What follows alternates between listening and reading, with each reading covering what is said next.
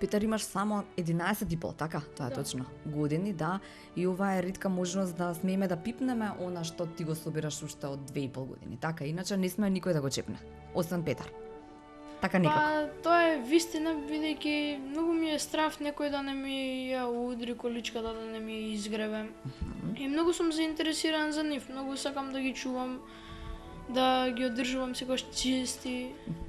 И да бидат целите, така, да нема Да. ништо скршано, изгребано и така А натаму. ако е нешто скршено и изгребано, тука е секогаш мојот татко кој веќе 2-3 години научи да ми ги преправа Реставрира, како така, да, како нови. како ново. Да, да. Ајде да тргнеме од самиот почеток. Некаде 2,5 години се сеќава Петар како тргна се, како тато и дедо му кажуваа, му одговара на неговите прашања. Како тоа, шетавте по паркинзи или секогаш кога шетавте ти требаше да ги научиш сите возила кои што се паркирани? Кога одевме на прошетки, јас ги запрашував моите татко и дедо кој модел е некоја кола и така по некое време ги научив. Тие секогаш ми објаснуваа за нив, дури и приказни ми раскажуваа за некои коли кои ги поседувале и Која беше некоја интересна приказна од нивните, се сеќаваш? некоја интересна приказна од нивните е приказната на дедо ми за Fiat 1300 моделот. Добро. Што е интересно во таа приказна? Како? Дедо ми раскажувал дека кога ја купил таа кола била многу убава, но и била замена за еден вид на многу стара Шкода. И тогаш бил многу нов, но најпрво се мислел дали да купи Лада или да купи Fiat 1300. Но бидејќи тогаш тој бил поквалитетен и бил од подобра фирма, тој го избрал Фијатот. Добро, супер. И сега потоа Петар го познава сите во зграда, потоа што ги знаеше сите модели на автомобили кои што стоја не само на твојот паркинг, туку и на паркинзите на соседните згради, така? Па да, луѓето ќе ме заприметеа како кажував некоја кола и обично многу луѓе ми поставувале прашања која за некој автомобил, кој модел е. И Петар одговараш. И со тоа исто така били многу изненадени, бидејќи е ретко така некој многу со коли да Да се знае разбира, толку да. многу, да се разбира. И сега се тргна од тие 2,5 години, таа љубов некако влезе во Петар, така? Почна Да. љубовта кон автомобилите и собирањето на овие автомобили. И сега кажете ми како првите автомобили, колку што разбрав, ви ги донеса вашиот чичко, така? Да, и кои се тие? Овие што ги гледаме тука? Тие се Фичото, Бубата, Спачекот и Бугатито. Да. Тоа се ретки автомобили воопшто за наоѓање кај колекционерите? Па, отприлика тие се ретки, бидејќи Фичото во ова големина е многу ретко и најважно за него е што му се отвара вратата на другата страна. Бубата сум ја видел до сега неколку пати, но сепак и таа е ретка. Да. Спачекот до сега не сум го видел во ниедна продавница и од овие 3 е можда најредок. Најредок, добро. А Бугатито? Па Бугатито исто така е ретко, ама го имам видено неколку пати. Да. И сега колекцијата смееме да кажеме колкава бројка изнесува сега на ваши 11,5 години? Па ќе се договориме, ние повторно ќе дојдеме за некоја година да видиме колкава е бројката тогаш. Па отприлика ги имам околу 800 или 900. Тука некаде. Бројката. Да, не можам да ја кажам точната бројка, бидејќи последен пат кога ги броев, беа до околу 870, но од тогаш има Има баги уште. Да. Мгм. Има Добро. уште многу кои ми ги донеле моите родители, вујковци, чичковци и така натака. Добро, и потоа после овие 4 први коли, како следеше автомобили, како следеше, кој донесе следен автомобил? Па тогаш започна сите да ми носат наеднаш и со годините тие се насобира и дојде до бројката која е денеска. Так. Велите дека најретки се Југо и Застава 101 во тие, да речеме, модели. Добро. Како дојдовме? Како дојде Петар до овие два модела? Па до овие два модела дојде татко ми со тоа што преку некој сајт контактираше во Белград и доби шанса да стапи во контакт со еден многу добар колекционер во Београд. Направи договор за да ги земе овие два модели. Заедно со уште еден вид на колекција кој се вика такси возила по свету. Но тука исто така започнаа да ми носат и моите другари. Едниот другар е Никола Серафимовски, кој пред една година беше во Германија и оттаму ми донесе една многу ретка количка Трабант. А другиот мој другар кој ми донел исто така количка е Никола Димов, кој ми донесе Пежо од Франција. И сега нема поголема радост веројатно од да добиете во колекцијата некој автомобил кој што е реткост, така да го имаш. Да. И потоа како се чуваат тие? Значи еден и единствен кој што ги реди од како престанавте да си играте со количките, така е Петар. Петар знае каде му е, кој секој автомобил каде му е местото во вашата соба, така? Јас и татко ми ги редиме, но јас знам која каде се наоѓа. Одма приметувам дали некој изместил количката, дали некоја фали. Добре. И ако заприметам дека ако некоја така не можам да видам, ќе ја барам дека нема да најдам меѓу сите редови. Кога ќе ви дојдат другари во вашиот дом, како? Смеат тие да пипнат нека количка или не е дозволено ништо? Па не им давам обично да пипаат, ама им давам да ги разгледуваат.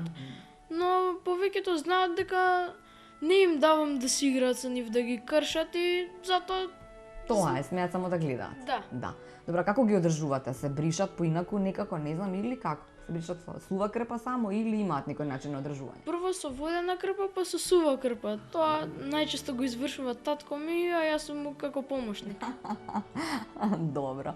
И сега ве прашав и пред овој разговор, што мислите, која е најдобрата кола? Еве за вас, која е? Според мене нема најдобра кола, но според мене најдобри се Заставата 101 и Југото. Но тука се и Volkswagen T1 комбињата, но и руските се тука. Како Лада, УАЗ, Газ Волга, Мази, така натака. Ако речеме дека сега имате во мигов 18 години и смеете да возите веќе автомобил, кој автомобил би го купиле за вас? Па не сум сигурен, не знам. До тогаш можда и Ќе се сменат плановите. Ќе се Ајде сменат. сега, ако во моментот можете да бирате, што би избрале? Па, ако е некоја ретка, би избрал Porsche Carrera 991. Ама чекате, мислите на ваква мала или вистинска кола? Вистински. Вистинска, добро, дали се разбрав. Да. А кажете ми кој е најубавиот роденденски подарок кој што сте го добиле до сега во животот? Најубавиот роденденски подарок според мене е подарокот кој го добив оваа година од моите мајка и татко. Тие ми донесоа околу 30 на колички, меѓу кои се многу ретките 101 и Југото. Но тука се наоѓа едно тук-тук количе, тоа има 3 тркала и обично може да се види во Индија или во Тајланд. Тука е и полскиот Fiat 125P, лондонско такси, руските, морам да ги напоменам, Лада, УАЗ и Газ Волга. И отприлика тие ми се најдраги до сега. Така. Добро. Имате и посебни делови, да речеме, книги кои што ги читате, така? За да се информирате за се она што треба да се има или можеби го имате дома, така?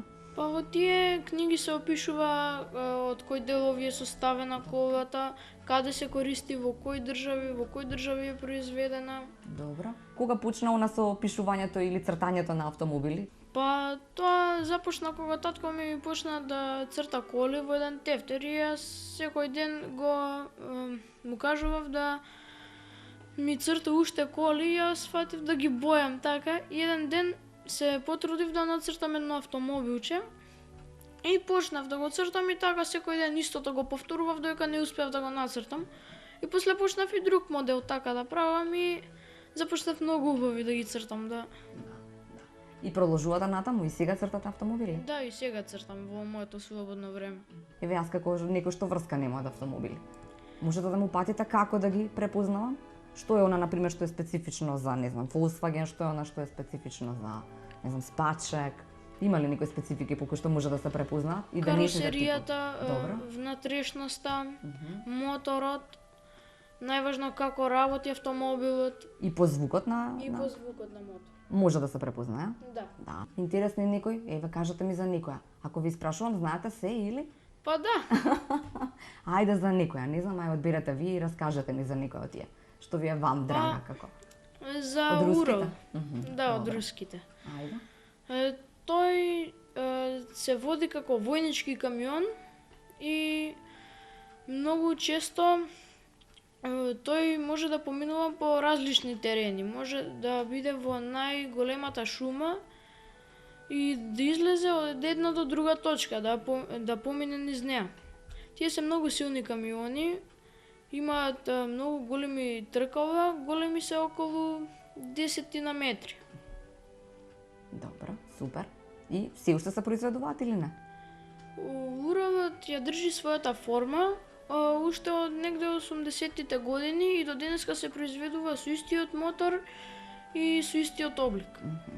Велиме дека руските се особено ретки заради тоа што ваквите, нели, колекционерски, да речам, малетки колички се само на територијата на Русија, така? Да, многу е ретко да се најде во некоја друга земја да се произведува некаква руска количка. Да. И затоа не можеме да најдам. Да. Добро. Тие што ги добив за роден денот, на нивната опаковка пишуваше на руски, каде е произведено. Заради тоа е многу тешко да се најдат. Да. И добро, сега ако и пресметаме ова во пари, да речеме, е многу, така. Ама колекционерството нема цена кога е љубов во прашање, да. Ке продолжиме и во истава насока? Јас секогаш би продолжил да ги собирам количките, бидејќи тие се моето хоби. Добро. И сега кажете ми, ама ќе ни треба уште една соба, веројатно.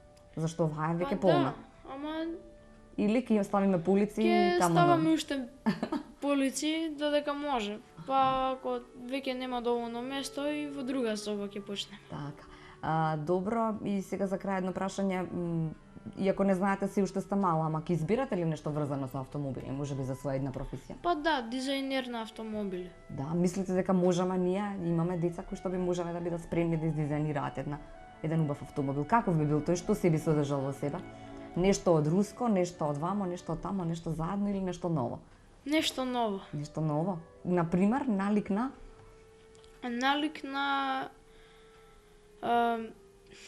измешано од ново и старо. Добро. Со некој многу јак мотор и некој ќе биде и градско возило. Ќе биде по нормална големина, нема да биде камион или джип или комбе. И ќе биде со каква цена? Да можеме да го купиме тука, така? Цена по договор. Опет цена по договор.